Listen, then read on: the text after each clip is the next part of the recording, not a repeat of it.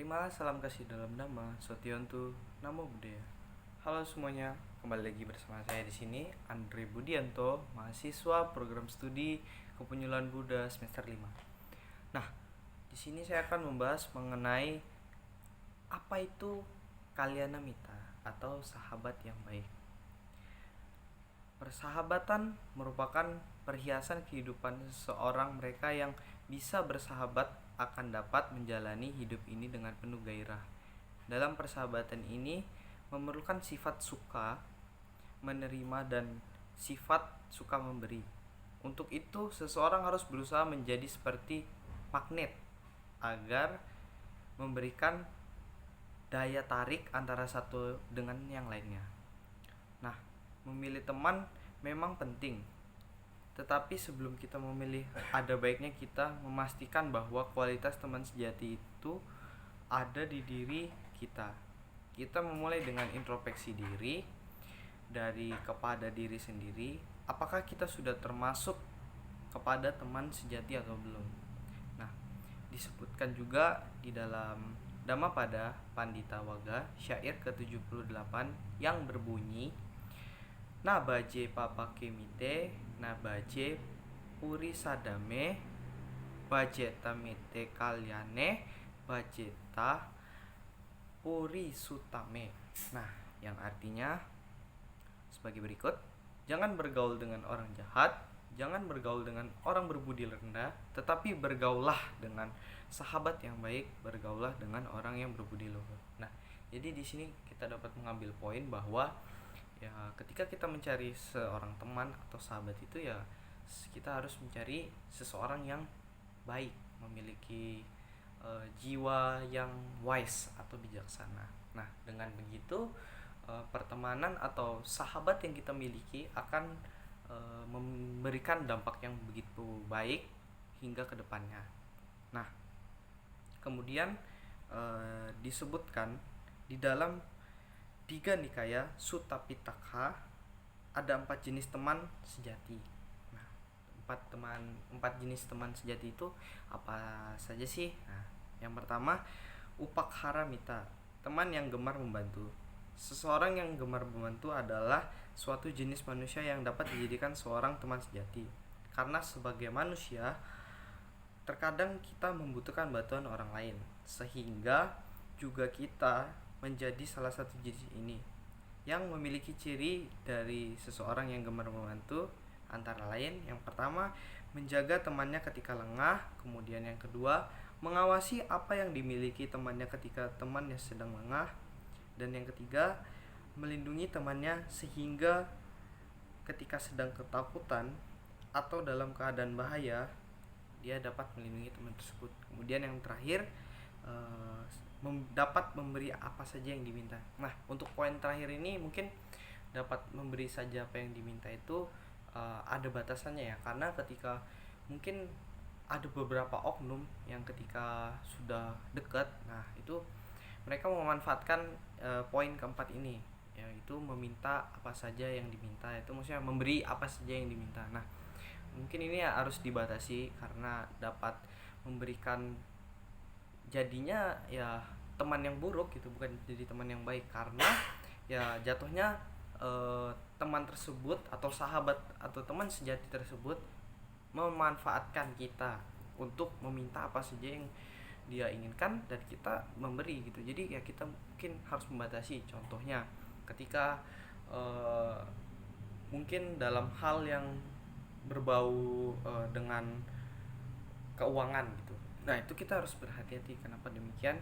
Karena mungkin ketika angkanya kecil ya kita mungkin memberi karena kan dia dianggap sebagai sahabat gitu. Tapi kalau sudah mendekati angka yang begitu tinggi, fantastis gitu, mungkin kita harus menghindarinya. Kenapa? Karena itu udah bukan jatuhnya teman sejati, tapi teman yang memanfaatkan keadaan.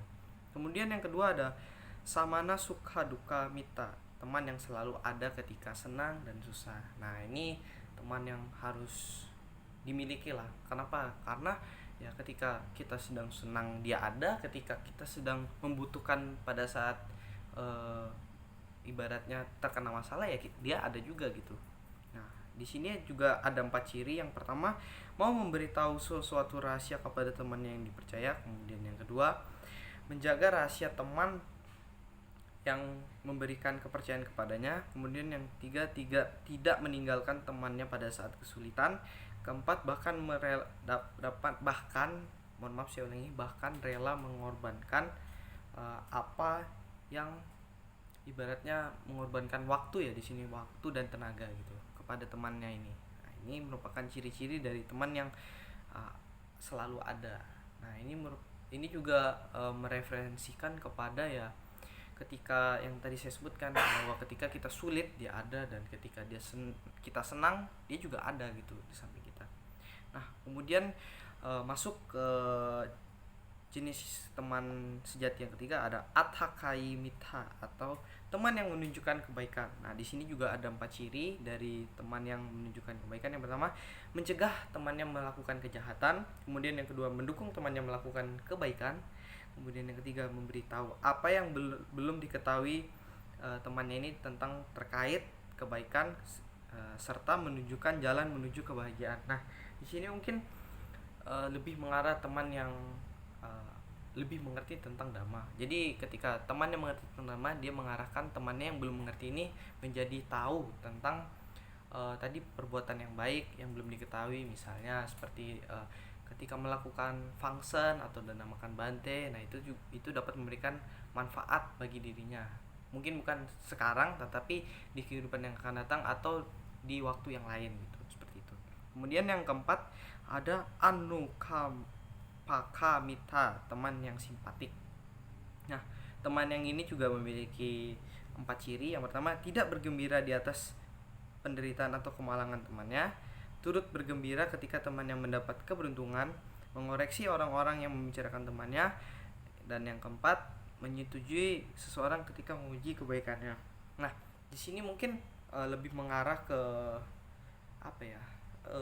Bisa dikatakan bahwa ketika dia susah, dia merasa simpatik, tidak menderita, tidak bergembira maksud saya. Kemudian ketika temannya bergembira ya dia juga ikut senang gitu. Nah, juga ketika ada orang lain yang berbicara buruk tentang temannya ini, dia mengkoreksi atau memberikan pembenaran gitu ibaratnya tentang teman ini, bahwa yang dikatakan orang itu tidak benar tetapi seperti ini. Dan yang terakhir, merasa ikut senang ketika temannya dibicarakan yang baik-baik. Nah, biasanya mungkin teman yang simpatik ini ada lawan, ibaratnya sinonimnya lah, atau lawan katanya itu, yaitu teman yang bermuka dua atau two face ini. Nah, ini berbahaya, ini bisa mungkin dia bisa di depan kita lain, bisa di belakang kita lain. Jadi kita harus berhati-hati dalam memilih teman yang simpatik ini. Jadi kita harus lebih bijak lah maksudnya, dan juga lebih memperhatikan hal-hal yang mungkin dapat memicu ke arah yang sana tadi, teman yang bermuka dua tadi. Nah, mungkin itu saja yang dapat saya sampaikan. Dapat saya simpulkan bahwa ya, ketika kita memilih teman ya, kita harus berhati-hati dan mengikuti 4 ciri yang telah saya sebutkan tadi. Nah, bagi teman-teman, jangan salah pilih teman atau kalian namita ini, teman sejati yang tadi saya jelaskan. Semoga apa yang saya sampaikan dapat bermanfaat bagi teman-teman semua.